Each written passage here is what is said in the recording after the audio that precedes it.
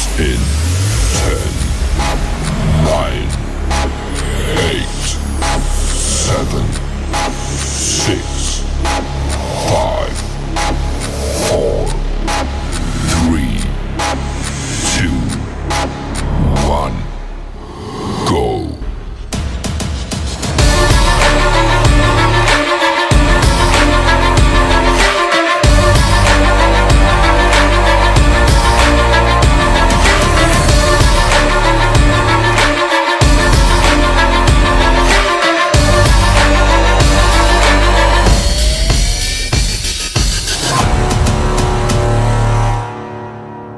And we are live. Thank you so much for joining us. We are going to just jump right into this. We've got a very interesting guest. You might have heard about a situation on TV, the third Trump assassin, which really wasn't a Trump assassin. It was like basically a hit job by a. We'll get into it. I'll let him explain it himself. But himself, sorry. Sorry, I've got. But yeah, let's go ahead and. Hey, how you doing? The audio's not bad. Yeah, the audio's cutting out a little bit, but hopefully it's good on your end. Yeah, it sounds good here. Okay, great. Yep. How you guys doing? I'm doing good. How are you doing? Oh, good. So, yeah. You had a little run-in with the police while going to a Trump rally out in Coachella, right? Mm-hmm. Yeah. Go over a little bit of what happened. So yeah, I'll tell you all about it. In fact, if you guys, anybody of the viewers out there, go to Not Them Miller. It's basically my name, Them Miller, but with a not in front of it. That you'll see something pinned to the profile, which is basically audio that I recorded in terms of my first interaction with the police, where I declare the fact I'm the one that drove up to them and told them that, or this particular officer, before even entering the parking lot, and that's a distinction that needs to be made here because a Trump rally is not the parking lot. The parking lot and the Trump rally are two separate locations, and I know this because we've done a lot of media around Trump. We cover a lot of these rallies, and I know that they make these two locations separate because assassination is not only done via bullet, but it's also done via car bomb. Think Timothy McVeigh style car bombing, which could probably kill a lot of people if they had those two locations close, right? Also knowing that, in Nevada, which is my experience with most Trump rallies, literally 100% of the people I know have guns in their trunk, right? In the back of their trunk. But what they do is they park their car, then they walk half a mile minimum to get to the actual rally location. And then you actually have to pass another perimeter where you're being checked, they're making sure you don't have weapons on you and that sort of thing, right? So that's a knowledge with which I went in. And I say this because a lot of people, or not a lot of people, in the beginning, a lot of people were like, oh, you must be an idiot for trying to get guns into a Trump rally. And that was never even, possible, probable, even a thought in my mind, because I know about the geography, how this stuff works, right? So in the same style as, whenever I'm out there going to Trump rallies in Nevada, I see a police officer, and whenever I see a police officer, I let them know that I have guns. And the experience that I've had in Nevada is that, most of the time they're actually flattered that I would give them that information and essentially operating in honor, letting them know just in case somebody tries to break into my SUV. And therefore, the cops would know, and nobody wants their gun stolen and that sort of thing. So most of the Nevada cops, like I said, are great about that kind of information. They don't they even tell you to turn around because they know these are two separate locations. They say, obviously, if you don't take it to the actual rally perimeter, then it's cool.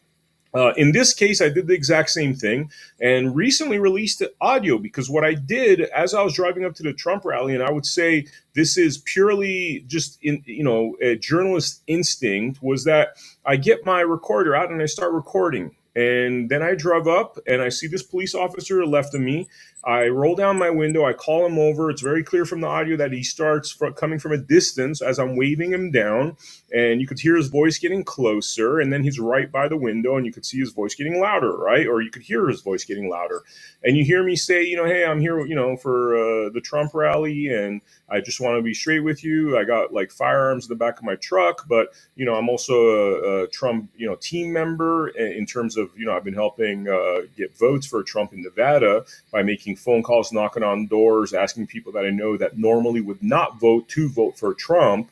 And so once I make this statement, I could see the guy's kind of, different kind of look, different kind of look than what I get in Nevada. So I even offer you guys are welcome to hold on to the guns if you're nervous about the car, being parked, with guns inside it, And at this point is when he tells me to pull over, and subsequent to that, they put me under arrest. Now, the sheriff I heard make insane statements where, like, at least we didn't have to shoot him. And what you hear in this audio recording, which is again pinned to my profile at Not Them Miller on Twitter, is that clearly there was no threat. There was the declaration of firearms. This would be the first time in the history of humankind that a potential assassin would let the police know that he has firearms in the back of the car. And mind you, these aren't even the kind of firearms that would be used for that sort of an assassination. One is a shotgun, which I can't remember the last time a shotgun was used for assassination. The other one's a Glock.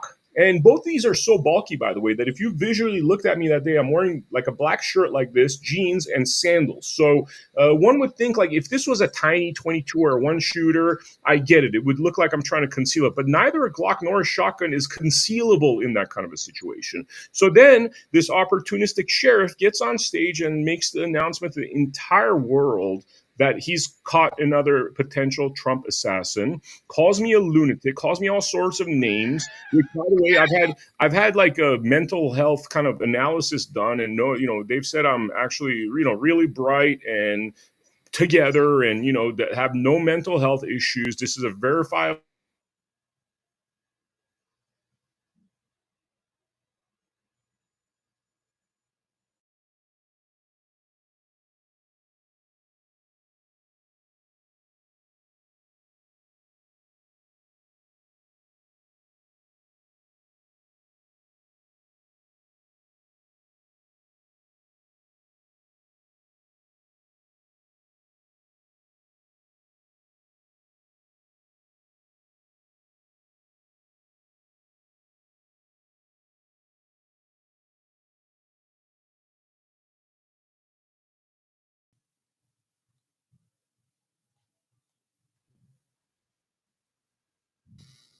Hey guys, did I lose you? No, it dropped on my end also.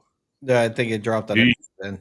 Yeah, I heard Oh, verify. That did you get a mental health check after the incident? Before the incident? no. This was before. This was before. The point that I'm trying to make is mental health professionals that are like actually, that are types that could actually decipher something like this.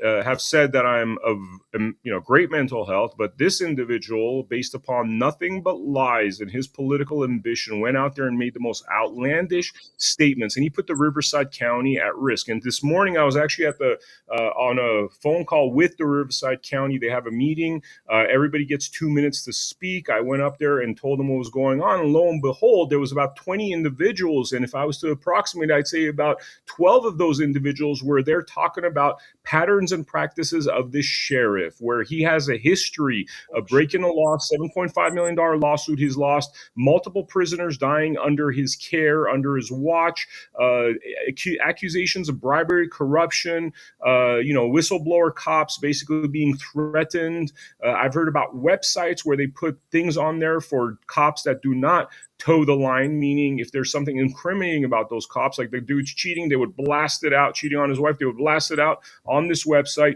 to essentially make these cops' lives living hell if they do not toe the party line in terms of what Sheriff Bianco wants to do. So this is a criminal operating under the color of law, using his badge, using his position to commit crimes, to cover up crimes. And so that's what we've been exposing. Now, the bad news for the sheriff is that he has said that he's not going to release the body cam footage, because we know multiple individuals that have gone to him and asked him to release the body cam footage. He says that the feds are in charge now, whereas the feds had an opportunity to interview me, and so did the Secret Service, twice on that day, October 12th. First 3.5 hours in, the next time 6.5 hours in, and both times they declined to even interview me. So the bad news for the sheriff is my instinct told me that I have to record this whole thing. So as I was driving up, I had my little handheld recorder recording, and when they arrested me, that recorder was in the car, right? So not only do I have evidence of everything that I just told you, I have evidence of multiple police officers and agents within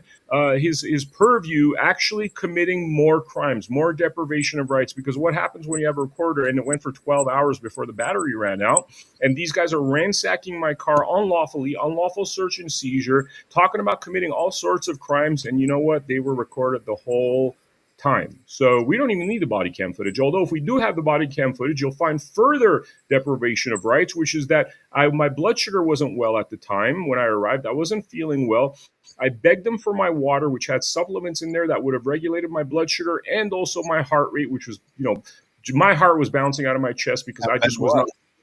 What's up? I bet it was. Sure. Yeah. And the reason this was because I was feeling unwell, and they stuck me in a sauna, basically, in the back of a police car with no air condition for an hour, hour and a half. Didn't allow me to use my water because they had this crazy theory that there was something in the water that would, essentially like cyanide. They didn't say the word cyanide, but they insinuated that I might have something in there that would off me and whatever. So they didn't give my water, for a really long time while torturing me in the back of a police car. And that's on their body cam. So I know they don't want that released. I think with the recordings we have on its own, this department is going to be heavily investigated. That sheriff is going to be out of a job, and he should be criminally charged with his deputy because, frankly, they're criminals. They're criminals, and this is an example of how far our country's gone from constitutional order to literally criminals running the show. And so, that's kind of where we are right now. And lawsuit's been filed. It was actually filed a couple of days after this incident.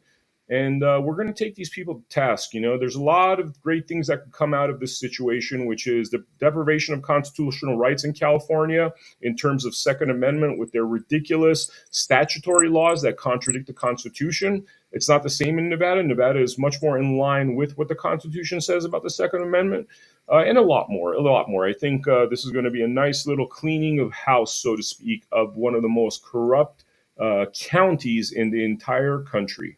Now, there's a few questions that I have for you because there's some I think might be misinformation going out about you. Oh, everything's this misinformation because of what the sheriff put out. I'm still having to put out fires. Like there was a $5,000 bail. There was no $5,000 bail. I didn't get criminally charged. I got a misdemeanor ticket, something that according to California law should have been at worst $1,000 ticket up to the judge's discretion. But that's not what they did. He wanted to play hero cop so he could basically go for the governor's position. And that's obviously not going to happen at this point. Okay. One of the things that people keep on saying is that you're a sovereign citizen.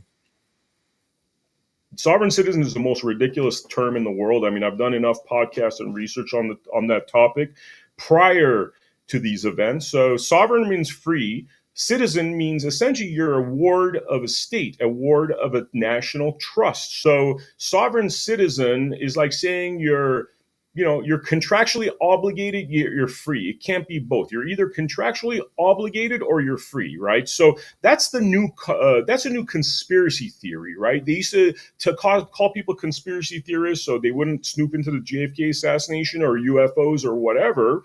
And that's a fear tactic because they say that sort of thing. They've made it purposefully a nonsensical statement. Just like when you say conspiracy, you don't add the word truth to it because a conspiracy is a conspiracy. By adding truth to it, you're negating the power of what a conspiracy is, right? Same sort of thing with sovereign citizen. This was made by people that want to create a scare tactic because what happens when you go down the rabbit hole of what a sovereign citizen is? Well, firstly, you find out that it's a complete BS term, but then you find out that there's other things that they haven't told us, that these guys that are running, their corporation haven't told us, and they don't want us to find. Because if you do find out about those things, then you will actually know what your full lawful rights are. And they don't want you to know that because they want a bar controlled, legal society controlled, statutory law world where these kind of scumbags could operate. Because the closer you get to common law, the closer you get to trust law, the closer you get to natural law, and the violation and deprivation of our rights stops with that knowledge. So this is just a fear tactic word. All right. Another question I have is they said that you're caught with counterfeit IDs. You know that again. I mean, this man is a liar. Let me put it this way. Look up what counterfeit IDs. Look at what that looks like if you're caught with counterfeit passports or counterfeit IDs. There's tangible. It's a felony, first of all. Tangible prison time. You would not be talking to me today if I had fake IDs. Well, yeah, that's why I asked the question, because there's still a lot of media organizations that are repeating that, That's and it great. That's great because we makes started lawsuits, and it'll be nice to add other parties to these lawsuits. So let them keep repeating the nonsense, even though they've been long ago served notice. And this is another legal tactic that you do in common law or constitutional law. They've been long ago served notice that it is BS. But these media outlets, while they've been very liberal about inviting this criminal sheriff onto their show to defame me, a lot of them haven't, most of them haven't invited me. And that includes Newsmax, by the way, which is kind of heartbreaking Wow. that they're too scared to interview me while actually giving that criminal airtime, including Fox News, you know? So really what's happened is the wheat's getting separated from the chaff right now. We're realizing that even some of these organizations that claim to be on our side are nothing but so. I mean, I was always suspect of, I knew Fox was gone. I was always suspect of Newsmax, and now it's becoming, very clear that Newsmax is part of this nonsense. And we can't go forward as a country and have freedom of speech and freedom of press if you got these cowardly organizations that are fine with selling propaganda and lies, but they won't expose the truth, despite there being evidence that what I'm saying is 100% true. Now, did you have stolen license plates or fake license plates on your car? Once again, I tell you, like, they gave me a ticket. I've shown the ticket on many shows. It's on my social media. It was 2 counts. One was for 14 bullets in a gun instead of the cap of 10. The other one was because my mag was loaded as opposed to separated, which, by the way, are totally lawful in Nevada, which is with the law that I know. I never became a gun owner until I moved to Nevada. So if I had done anything wrong, it should have been cited. The reason they're saying that sort of thing is they're trying to go down to the sovereign citizen theory, as opposed to, they don't have a legal understanding of what private plates are. I had private plates. I wasn't cited for it. You know why I wasn't cited for it? Because if I was cited, there is no citation, by the way. If you have no license plates, it's a $199 ticket. So they could have said that this is equivalent of having no license plates. They didn't do that, because you know why they don't do that? Because they would lose in court, because I had the legal right to do what I was doing. Otherwise, I would have got ticketed for it. Just like if I had fake passports, fake ID, I would have got a felony. So it's what his perception of the law is, and you realize this is a corporate officer. It's not a peace officer. This is how our institutions have been robbed from us by a corporation, as opposed to the intention of what they're supposed to be. He's supposed to be a peace officer, but that's not what he's doing. He's got his own twisted version of the law, which must be scary that somebody like me understands the law better than he does. And this is where we're at as a country right now, with individuals like this usurping our rights. And we've all seen it, and it must come to an end. Yeah, definitely. It's a totally interesting situation about everything. You were at the RNC, weren't you? Yeah, yes, sir. I was, yeah. Yeah, it seems to me that someone who went to the RNC supporting Trump, they would have noticed that right away and said, "Okay, well, this guy's definitely not an anti-Trump guy that's trying to kill him." Yeah. And like further to that, I've been to countless Trump rallies. I've been in private rooms where Trump's at. Many opportunities to do something nefarious if I had that kind of a mentally ill mind. The funny thing is, podcasters that are not necessarily studied in law all have told me that, look, man, one cursory glance of your social media, of your America Happens network, americahappens.com, shows me that these claims that the sheriff is making and his deputy is making are absolutely insane. So again, we arrive at a problem there. Why is it that, podcasters like us could immediately decipher the truth, while Sheriff Bianco had no semblance of truth? I mean, that is a scary idea, that this is the man policing Riverside County, and he can't even do a cursory glance of what exists out there before going up to the podium, call me a psychopath, call me mentally deranged, claiming that I made verbal statements. I am here to kill fill in the blank. You know what I'm saying? That should be really scary to people. And you know what? Maybe this story's climaxing at the perfect time, because we got our man here that's talking about bringing lawful order, constitutional rights back, the rights of we the people, running for office. And this is revealed something to a lot of people, including a lot of leftists that I work with in Hollywood that hate my politics, that a lot of them unfriended me, but a lot of them kept me as friends. But, you know, they look at my posts where I'm talking about the fake media since 2018 and releasing content that they might find objectionable. And now they have a friend of theirs that, or colleague of theirs that they know is not an assassin, slandered worldwide. So I actually think that the blessing in disguise here is we're going to be able to get a lot more votes for Trump by people that were horrified to see this, because so many of them know that I'm not a person capable of such horror. Yeah, I don't think that this guy's like trying to be anti-gun or anything like that. I think he just wants to be uh famous, or wants to be like Well, a hero. Well, if I could explain some of the, so I've had thousands of pages of stuff sent to us from whistleblowers within the department, other people that have had their rights deprived by the sheriff.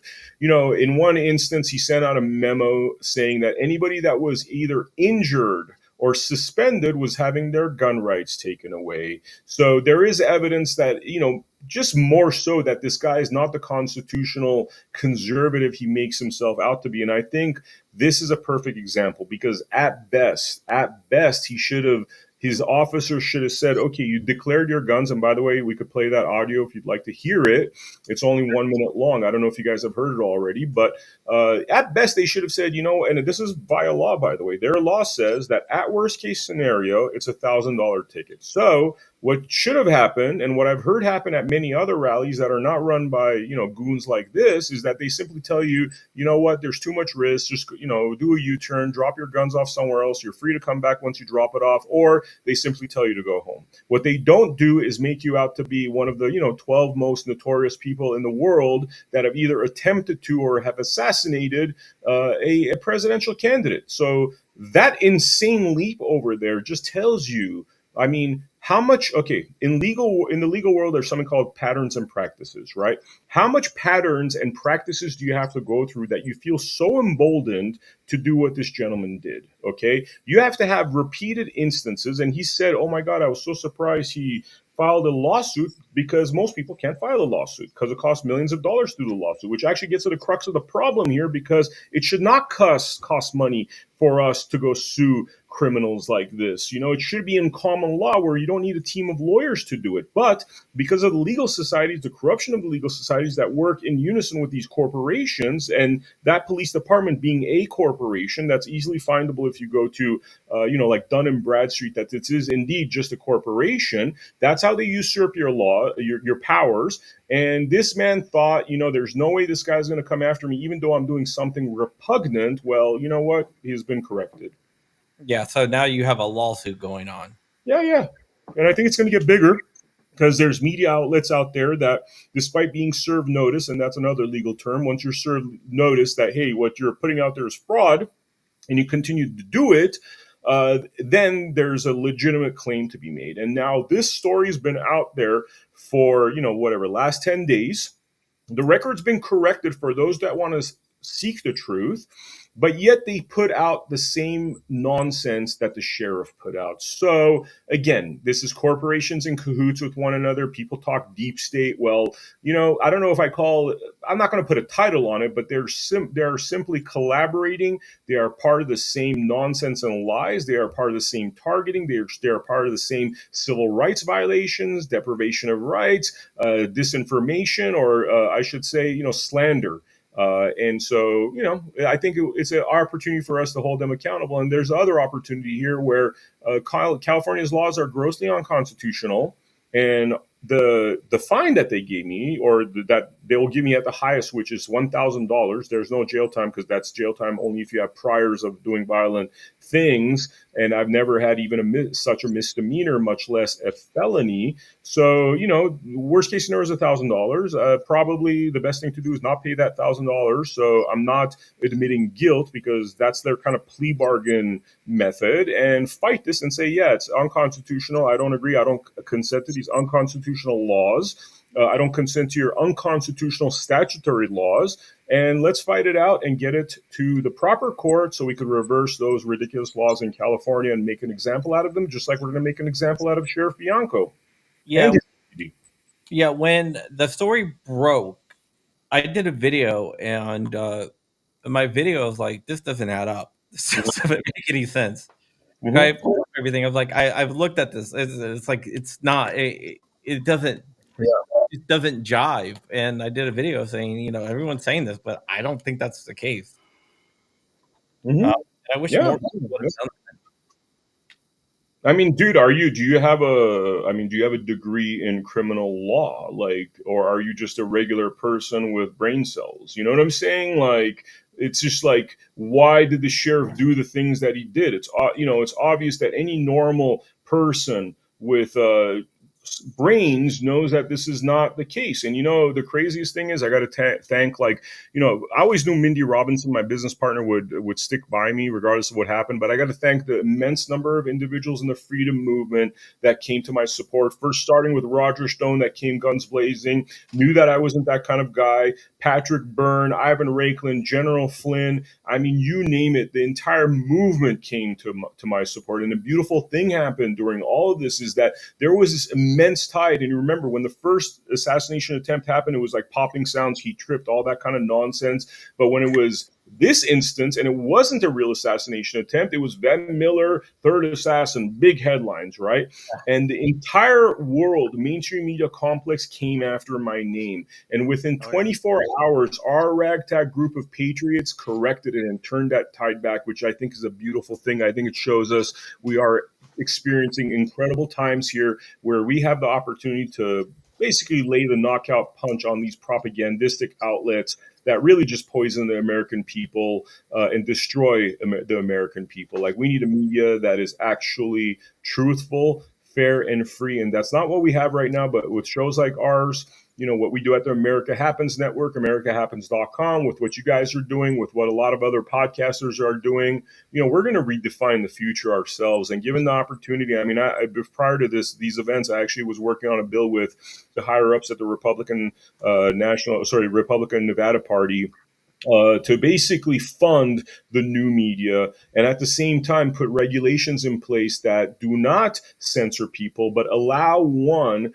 to address disinformation through lawful recourse, like sending notices, right? This is part of common law. It's part of biblical law. You give notice, right? So let's say, there's this guy named Greg Webb, or whatever his name is. He's been talking a whole bunch of nonsense, accusing me of being an OSC agent, and I was working in cahoots with the sheriff. So let's say he gets a legal notice saying, hey, man, what you're saying is untrue, and here are the exhibits to show that it's untrue, right? From that point forward, that person, if they decide to continue the slander, defamation, now is open to a lawsuit, fines, all that kind of stuff. So censorship is not the way. Legal notices, telling them that what they're doing is wrong, is the way. And if they don't stop what they're doing, that's when you sue the bejesus out of them. It'll take 3 to 6 months to clean up all the nonsense if we go down that road of common law.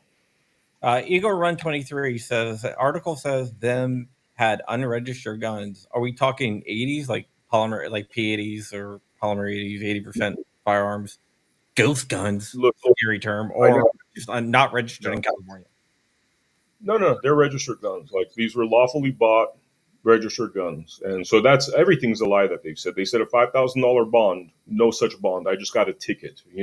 They said, everything that came out of that man's mouth is a lie, other than probably my birth date. I mean, that's the one thing they got right. Yeah. So, fam, I just want to make sure I'm clear on this. You're a Nevada resident, and this happened in California? Yes, sir. Yep. Not that I live in that part of the country, I live in Florida. What are the laws about having? You said a Glock, was it 17, 19? What was it? So in California, you could only have 10 bullets in your gun. In Nevada, you're allowed to have 14, which is what I had. Okay, and as far as going from Nevada to California with a Glock and a Yeah, shotgun, there, what are there's no the there's no issue with that. I wasn't even really? cited for that. I was cited for the 14 bullets as well as my mag was in the gun, and this is the constitutional crisis we're about to face sooner or later due to this issue, and that's why this issue is so beautiful. Like I look at this as an opportunity, despite the fact that my life has been carpet bombed, and that is that when you have the mag separated from the gun, why are we giving the criminals the upper hand? The criminals have their Sure. bullet loaded in the chamber. Now you got now let's talk about why that's in place, right? Because I have a feeling, and I haven't done my research because of all this nonsense, but I remember growing up in Los Angeles, and I remember there was a lot of road rage shootings, right? So they probably came up with these laws to say, okay, if you're going to have a road rage situation, it takes longer to put in your mag and then get the bullet in the chamber before you road rage somebody, kill them or harm them, right? So they probably did it for that reason. But let's look at it like this. Okay, every year, well, how many road rage shootings are there? Like 10, 15, 20? Now let's look at how many people have died or been harmed because of that added, if you're super fast, 1 or 2 seconds. If you're slow, 3 to 5 seconds of putting your mag in, getting your bullet in the chamber, and then firing at the criminal, at which point you're either shot, dying, or injured. You know what I mean? So giving the criminals the upper hand because of this fear-based tactics always bites us in our ass. It's like the Right. Patriot Act. It's like fear, fear, Oh, fear. They take your rights away. Fear, fear, fear. They give you the COVID death jab. It just this is their technique. It's very obvious, and we can't fall for it. We can't go with the lowest common denominator. As a lawful gun owner, I can't be worried about getting arrested or being called a Trump assassin when I am parking my car in a parking lot and then walking half a mile to the Trump rally just because there was some mentally ill nut jobs that did some horrible things. That's not like we're the land of the free and the brave, and it's really easy to lose your freedom if you are not brave. You know what I mean? So it's very clear that this is just a tactic they use, and we gotta reject that. We can't go with the lowest common denominator and what mentally ill people do, and then dictate what our rights are based upon that. Yeah, you are absolutely right. You're absolutely right. Yeah. They gave the mic to the wrong person. Let me tell you that, dude. It's like I think about that. It's like they could have pulled over somebody else that didn't have the connection, resources, legal knowledge, and that person's life would have been destroyed. And that person wouldn't have been able to fight back despite the grotesque lies. So, they did this to the wrong person, with the right kind of connections, with the respect of our freedom community, with the respect because of the amazing work that we've done at the America Happens Network, which, by the way, if I could do a shameless little plug here, go to americahappens.com, check out our Bundy versus Deep State documentary. Believe me, it's going to be something very unique that you've never seen. Anybody that's seen that is blown away by what we captured. So I highly recommend that Yeah, documentary. I watched it and I do recommend it. I do Thank you. recommend it. So, okay, I know, like, this kind of sucks what's happening to you, but is there any positive? Did you get like a lot more viewers on your network? I'm not like unlike Bianco. It's like that's like it's nice for people to see the exposés we do because people need to know this so we can save this country. There's nothing narcissistic about that. In fact, I've taken effort to be behind the camera for over 30 years. And there's a history of that. There's a history of me working in Hollywood. Early on, when I started doing music videos, the music videos that I was doing became buzzworthy, nominated for awards, and so there was a lot of making the video episodes with me in there. And I remember when I used to walk on the streets in New York, especially Harlem, literally kids would come out of their apartment going, "Oh my God, that's Vem, the music video director that did DMX and Master P," and that sort of thing. But that was never my thing. I made an effort to stay away from the front of the camera. And the only thing I did since 2021 is the Blood Money podcast where I interview people. The rest of everything I do is behind the scenes. So I've never been looking for the spotlight like this. That's not been part of what I want to do. The thing that I think is amazing that's happening, and I knew that there was God's purpose behind this. The second I was arrested, I didn't look at it like it was torturous. Don't get me wrong; it was traumatic, but I knew there was God's purpose behind this. And the God's purpose behind this is making examples of corrupt individuals, starting a constitutional crisis, and using those to better this country and to make sure that other people understand, like these cops understand, you're bound by the Constitution. If something is good enough for the civilians. I hate using the word citizen actually because that has negative connotations. But if something is good enough for civilians, then that is good enough for the police. Meaning, if the stuff that this cop has done under the color of law would have put any one of us in jail for 300 years. Okay. And that should apply to the police with badges, and they should not be allowed to get away with crimes just because of their position. Yeah, somebody said, was them able to stay clear of Diddy since you worked at DMX and stuff like that? No, actually, that's a funny thing. That's another thing I was very transparent about. So in 2003, the DMX Wear the Hood At video really blew up and led to a lot more videos, led to doing videos. And I had a directing partner at the time. We were called Them and Tony. I mean, this is early internet, so there's still remnants of the work that we did at that time. And so, became kind of really big in that world.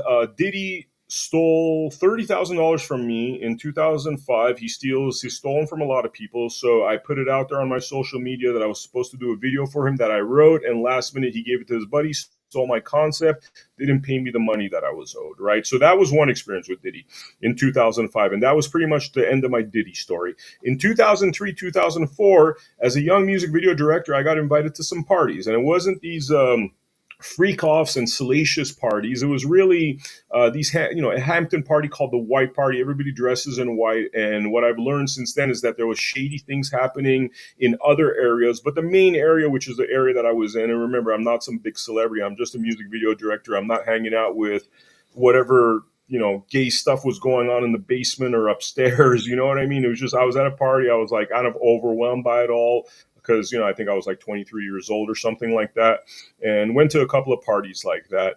And that was pretty much most of my interaction based upon, him knowing Bad Boy offered this Boys in the Hood music video. I signed a contract, I wrote the concept, and then I think the day of, he decided to hand my concept to another director, shoot the video, and not pay me. So that's pretty much most of my Diddy story. And having hung out with people like Mace that knew Diddy, this was actually like, I don't know, 4 years ago. I was at an event in a club where he was there.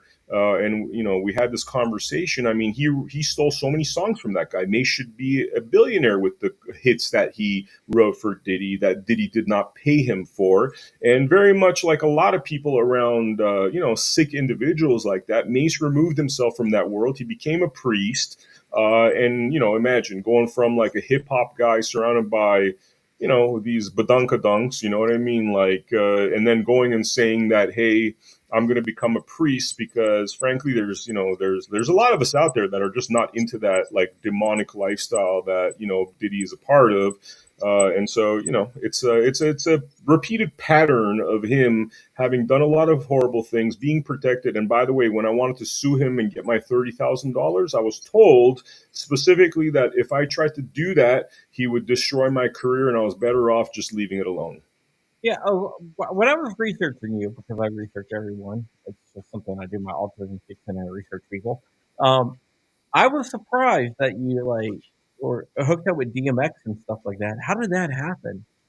I was a music video director. So in 2001, I directed a music video that was a very low budget video that became the biggest hit on MTV2, which had launched at the time. People were blown away that this was even possible because this was a time when they were spending $400,000 or $500,000 per video just to create something that would get on MTV. And all of a sudden, these two kids come along and they're doing these low budget videos that are competing with the big P. Diddy videos that are getting nominated with the big P. Diddy videos and other videos of the time. And so definitely got the attention of Rough Riders, the record label, and did the DMX video. And that is actually one of probably the most memorable experiences in my life because I was in close contact with DMX for probably 3-4 weeks. I'm talking about seeing him every other day while we're editing that. First pre-production, shooting the video, editing it, showing up to barbershops and hanging out with him and talking about the video concept. Showing up to like parking lots where the entire Rough Riders gang was hanging out. Just a lot of and that was actually very influential on my direction in life in terms of the America Happens network, AmericaHappens.com, because I remember one point it was shot in the Slow Bomb projects in New York. which the slang they do slow bomb, because pretty much it is a bomb in terms of what it does to children's lives and stuff. These projects, which are built like prisons, it's pretty much the fatherlessness prison, projects to prison pipeline. And I remember when I went to Chicago with Dee and Wah, the heads of the Rough Rider record label, they took me on a tour of the projects and basically said, look how they're built like prisons, right? And he explained to me why the Rough Riders, which is essentially a gang, had formed really is to provide positive male role models in communities where kids were going to the gangs, because the gang, when you don't have a father, the gangs become the father. And that's how a lot of these kids end up in crime. So they wanted to slow that down, to stop that process. And when he took me on a tour, he said, look, they're just built like prisons. Like, they're getting these children psychologically, it's psychological warfare upon the children. He didn't use that term, but now what I understand is it's psychological warfare upon the children, really to make sure that they're feeding the prison industrial complex using these vulnerable kids. So that tells you, I think, a lot about systematic, oppression of people. And it's been happening to the Black community for a very long time. And a lot of the fingerprints of that sort of thing is now aimed at all communities, by disempowering the men. Without a father, you'll go to prisons and it's like 95% the products of fatherlessness. But what do? They attack fathers, they attack toxic masculinity, they say. And this is just like a different form of genocide that they're doing. It's not like physical genocide, but it's mental genocide, and taking out the things that make society great, that make children strong. Evil, nefarious, demonic type shit. Yeah, it's definitely interesting. I was always a huge DMX fan. Yeah, he was an incredible person. It's funny, I read his biography or autobiography before filming that video. And don't get me wrong, man, he was definitely very mentally imbalanced. But he was also an angel. It's weird because you could tell it was his life's experiences, like growing up with a mother that was smoking crack, prostituting. He's a 5-year-old kid. He's watching his mom bring in multiple men into this one studio space and having sex while he's witnessing this, and then having to get into drugs. So that was a gentleman that I think, given the opportunity, given the right structure, really could have been such an amazing voice, far surpassing, honestly, a Malcolm X or Martin Luther King, because he just was brilliant. I was like, I don't cry often when, celebrities that I've worked with die, that one really hit me, because even though he was so immensely difficult to work with because of his, mental health issues and his drug addiction and all that, but he was also an incredible person, and it's hard to put into words. It's like a very polarizing individual. And he was a devout Christian. He was always, with all the layers of abuse and psychological abuse that he'd gone through, he was very much a man of God first and foremost. And that's one of the things I loved about that man. Yeah, DMX was a complicated gentleman, but Hmm. a lot of people are complicated gentlemen. There's not one of us out here that's not a sinner. Yeah, exactly. Um, Exactly. and Listen, everyone, what's one of the funniest things he's ever said, DMX? Like, they're like, DMX, you don't write a lot about, like, sex and women and all that stuff. He's like, somebody said, I think, do you like sex or something? And he said, I like sex, but I like donuts too. You know what I mean? And I'm just like, that is the funniest shit I've ever heard, man. That's what it should be, really. And, you see this kind of like demonic agenda where they really push the sex, promiscuity.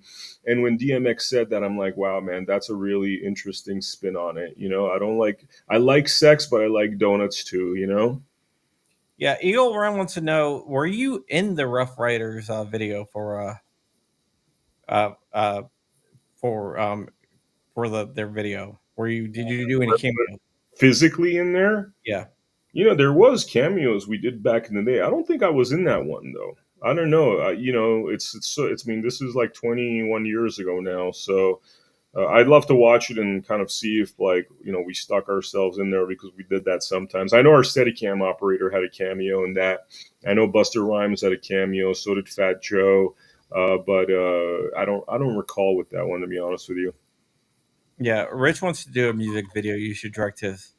All right, let's go for it. Man. Comeback. I haven't directed anything since 2008, so this would be quite a comeback. No, Rich. There's a guy on YouTube that does music. He's flying rich on YouTube, but there's a fly rich on YouTube, Hmm. which is I don't know if are you familiar with Fly Rich? Nah. Is this an artist or? Yeah, it's a black gay cowboy Oh wow, who interesting. raps country, does country rap. Yeah, yeah. One of the funniest lines in that video, I don't know if you remember, it was controversial back then, and certainly much more controversial now, but he kind of made fun of Ja Rule and said, I give no love to homo thugs. I don't know if you remember that, Yeah, It's like, oh man, it's like that was such an experience, and there was a part of that video where Ayo Kato, his friend, had died, and it was like this kind of like, the soft song after "Where the Hood At," and it was so amazing, man. I'm like literally getting chills down my spine just thinking about that experience. It was so wild. It's like we set up all the lights in one corner, and it's like we're shooting right here. And it's like you got to, like the whole crew sweating with a pissed off DMX, like trying to move the lights and stuff. And then we're like, you know what, screw the lights. And it's so obvious we shot that thing with very little light, but it actually turned out very cool. Something that was shot in 20 minutes, but kind of became a legendary part of that video, with the rest of it. Yeah. yeah, yeah. One of the best concerts I ever been to was it was the Family Values tour back in the late Oh, '90s. yeah. It Yep. Yep. was DMX, Horn, and Limp Bizkit, and Orgy, which I wasn't really. Orgy, forget about Orgy, but Korn and DMX together. I mean, that's fire. I've seen both of them live, and DMX, man, what a Oh, voice. and Rammstein. Rammstein's great too, man. I like Rammstein stuff. Yeah. They got kicked off the stage because they came out with no clothes on. Oh no way, that's funny. Tool used to do that too back in the day. Yeah, so but yeah, it was a great concert. Yeah, yeah. It I was was on. I was deep in the music scene. I mean, though all these bands you're talking about. I mean, I was like hanging out with them in the LA rock clubs back in the day. System of a Down, too, Incubus. A lot of bands that didn't blow up like crazy, but were still great bands like One Side Zero, Apex Theory. Oh yeah, Apex Theory was awesome. That's the first video of Apex Theory was the breakout video that got us started in the whole music video world. So that video, Hope Diggy, was the one Oh, that was shot 3.5 weeks after 9/11 in front of a towering building, kind of to send the message. And you could tell that I was a little bit like libtardy at that time, because we had this like world flag, and it was like United Nations type of deal, not understanding at that young age kind of what we're selling. But the essence of that video was really cool. A good friend of mine that I grew up with played the scuba diver in that video that joins all the other crazies at the party. there another question. This is a good question. Are you still allowed at Trump rallies, or did they put like a no contact order or anything since the court No, case? no, it's funny. I got an invite to the Las Vegas one. I'm not going to any Trump rallies anytime soon. I'm just like, I'm personally not going, but, not for any other reason other than I'm just not going to be in public for a real long time. I'm in an undisclosed location because of all these crazy, threats and things like that. There's a lot of headline readers out there that still think I'm like the third Trump assassin, and they might think that causing me harm equals helping Trump. So I'm staying away from anything public for a while now. Unfortunately, because of the kind of criminal deeds of that sheriff and his deputy and those around him, and I honestly I'd prefer it that way at this point. It's like I just don't want to be in public anywhere. I just did a press conference today for a lot of press. I mean, I don't know, man. 10 police officers came for protection because they're the ones that felt like the anti-terrorism unit, head of the anti-terrorism unit, felt that there was danger to my life. I had to hire a bodyguard. It's this kind of new insane reality, and I'd rather just lay low for a while now. Yeah, who can blame you, right? Yeah. According to one article, you have another court date in January. January 2nd, I'm supposed to show up for this, basically for what is a ticket. The most they could fine me per the law is $1,000. There's nothing beyond that they could do, or they could fine me $0. But having spoken with a constitutional attorney just a couple of hours ago, I'm not going to necessarily go to in the direction of paying for that ticket, but rather contesting it on constitutional basis and saying that these are unlawful statutory laws, that contradict the Constitution. And, let's start the constitutional crisis in California right there while this is nice and public, and remove those silly laws, or I wouldn't even call it laws, statutory laws, maritime laws that really harm lawful gun owners. We got to stop going to the lowest common denominator because of fear. And that is part of the blessings of this journey that we are now on because of the mistakes of the sheriff. Yeah, definitely. Hopefully something good will come out of it. A lot of great things are going to come out of it. There's no way that God would have allowed this to happen, especially it could have been somebody else they pulled over that didn't have the wherewithal, legal knowledge and connections to deal with this sort of thing.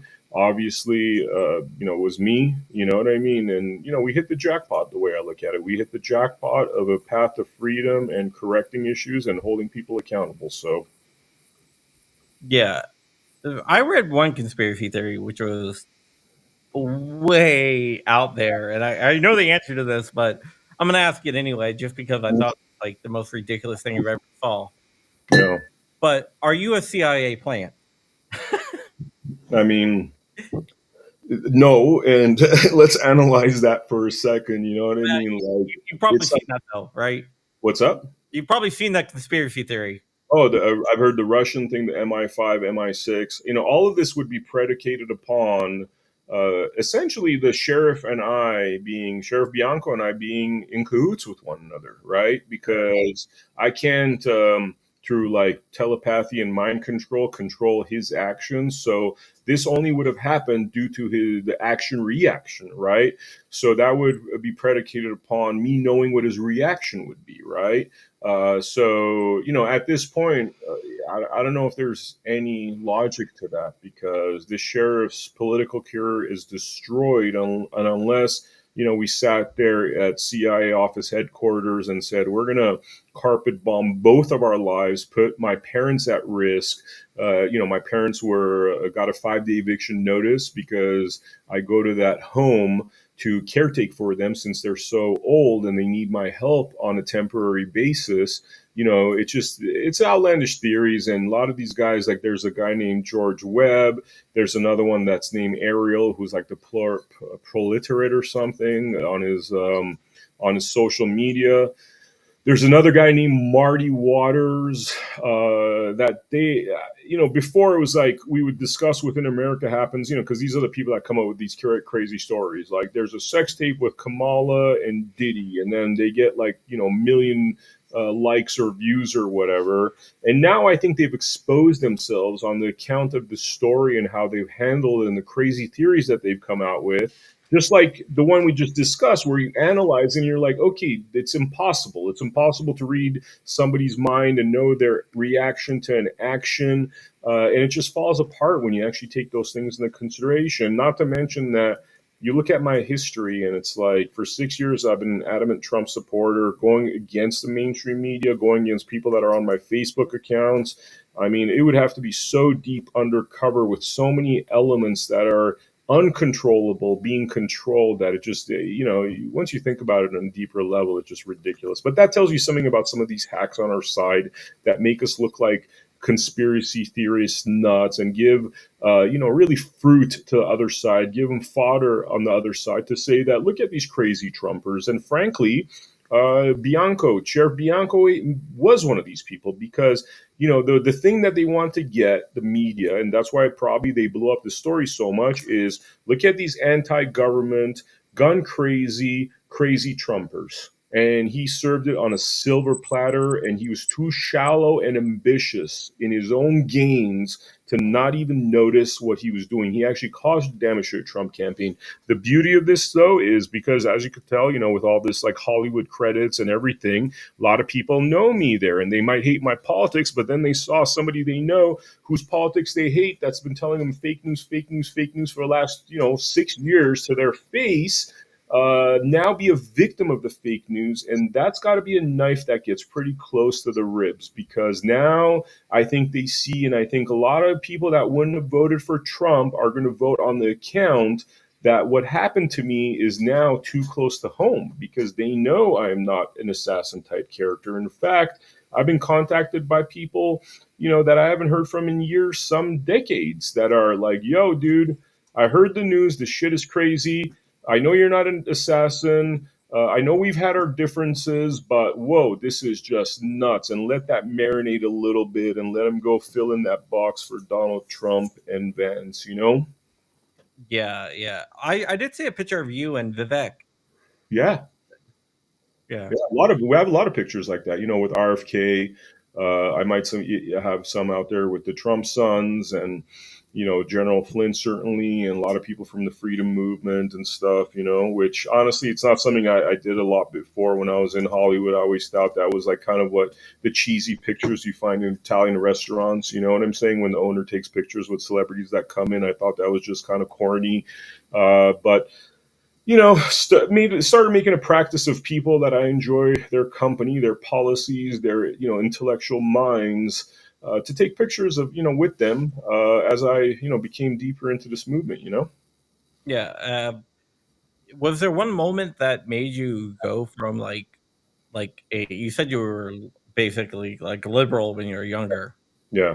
but you are now? Well, the curve was that once I became like even like peripherally knowledgeable of politics, George W. Bush was the first person in my youth, and I despised what he did. So that made me go Democrat, thinking that Barack Obama was going to save us, right? Because hope change. I was thinking it's hope change away from the military industrial complex, these fake wars, the deprivation of our rights via Patriot Act, the housing crisis that almost crashed the economy.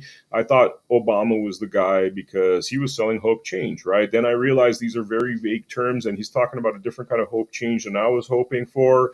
2015, I started becoming interested in Trump, and it's really my experience producing reality shows that was why I became so passionate about Donald Trump, because there's a trick in producing reality shows called Frankenbiting, where you're Frankensteining footage to create different realities, to create false realities. Around this same time, Jeff Zucker, who I've worked with, and he's a crappy reality show producer whose job is to create conflict, destroy marriages in order to get that kind of conflict-driven entertainment, then becomes head of CNN. And I'm like, whoa, that's a really weird person to hire to run a news organization. Then I start seeing these reality show tricks being used in the news by Frankenbiting things that Trump does or the people on the right do to make him seem insane, including stuff like what happened with, the dudes with the torches, white supremacists, all that stuff that they try to attribute to Trump.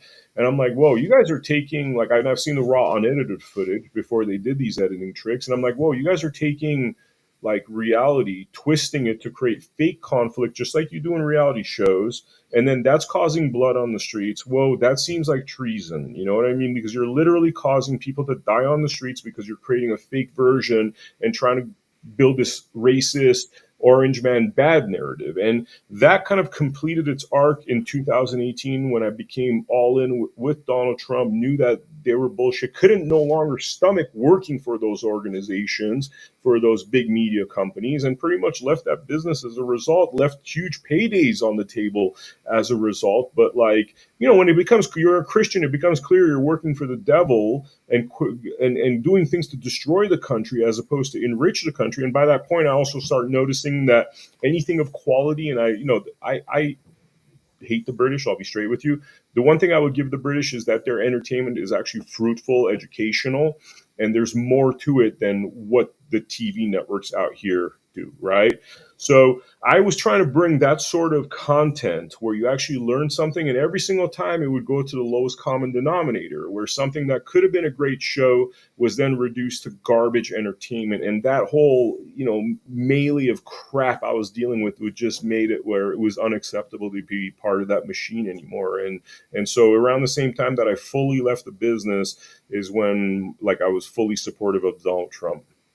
Awesome. All right. Well, we've been on for an hour, so we're gonna wrap it up here. But go ahead, plug whatever you want. Yeah. Talk about your website, your Rumble channel, whatever you want to talk about. So AmericaHappens.com is our website. We produce uncensored media, and please check out our Bundy versus Deep State documentary first and foremost, as well as a lot of the other great pieces that we've done, including Mindy Robinson's Route 91 documentary about the cover-up of the Las Vegas mass shooting. We did an episode of, which is kind of like a pseudo documentary with Roger Stone about the JFK assassination, where we essentially dissect his book, The Man Who Killed Kennedy, which really gets into the details of how it was done, who was involved, how it was executed. And so just, follow us, check out our AmericaHappens.com website, subscribe to our Rumble channel, check out my Twitter, Not Ben Miller, also America Happens One, which is our company Twitter, also I Heart Mindy, which is Mindy Robinson's Twitter or X. And check out what we do. I mean, we put this stuff out to educate the people and reverse the tide of the very nefarious mainstream media, All right. Thank you so much for coming on. We'll be back tomorrow. Thank you, Rich, for joining me. And stay there for 1 second, Vim. Okay.